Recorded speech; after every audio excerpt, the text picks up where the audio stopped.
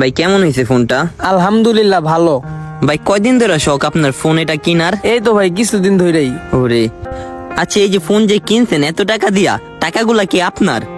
না ভাইয়া বাবার। ও আচ্ছা, কি করে আপনার বাবাই? বাবার ব্যবসা বাণিজ্য আছে। ও বিজনেসম্যান। হ্যাঁ ভাইয়ের কাছে তো অনেক খুশি লাগতেছে ফোনটা কিনতে পেরে।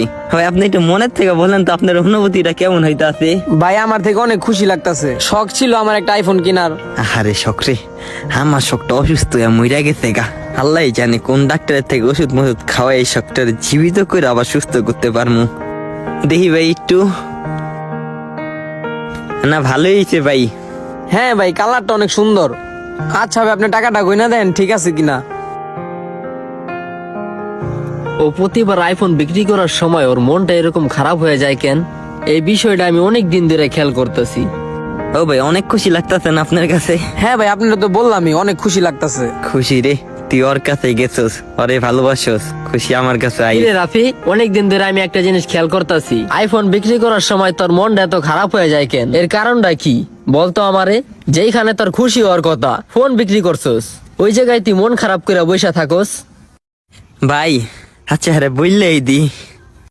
ও ভাই আমার হাতের যে ফোনটা আপনি তো দেখতেন অনেকদিন ধরে ইউজ করি আমি, কিন্তু একটা জিনিস আপনি খেয়াল করছেন ভাই, আমাকে ওই দোকানে কত মানুষ নিজেকে স্বপ্ন পূরণ করে, আমরাও কত মানুষের স্বপ্ন বিক্রি করি, কত মানুষের স্বপ্ন পূরণ করি। অনেকে বাপের থেকে টাকা আইন না ফোন কিনা নিয়ে যায়, অনেক মায় তার ছেলের স্বপ্ন পূরণ করা যায়, অনেকে নিজে ইনকাম কইরা নিজের স্বপ্ন পূরণ কইরা নিয়ে যায়।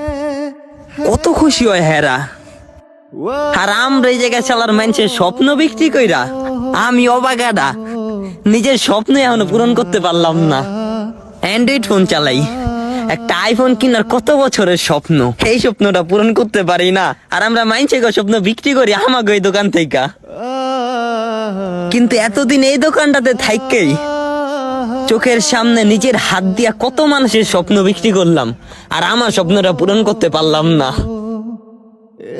এই কারণে যে সময় মানুষ ফোন কিনা নিয়ে যায় দেখি খুশি লাগে, মানে ফেসটাতে খুশি খুশি রাহি, কিন্তু ভিতর থেকে অনেক খারাপ লাগে।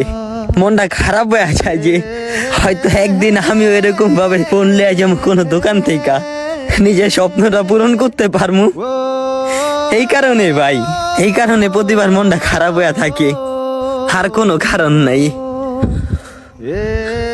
ও আচ্ছা, এই কারণে নি তোর মন খারাপ হয়ে থাকে।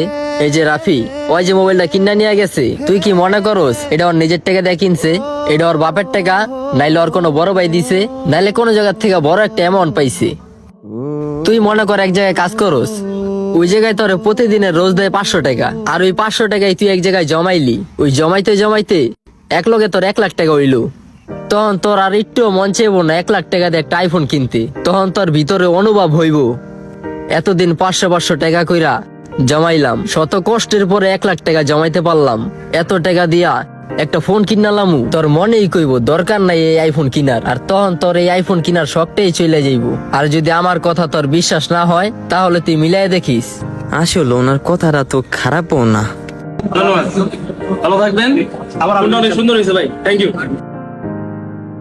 মাটির হাড়ি বেচে কিন্তু নিজে সেই মাটিতে করে খাবার খেতে পারে না। মানুষ বলে স্বাদ খুবই, কিন্তু নিজে ট্রাই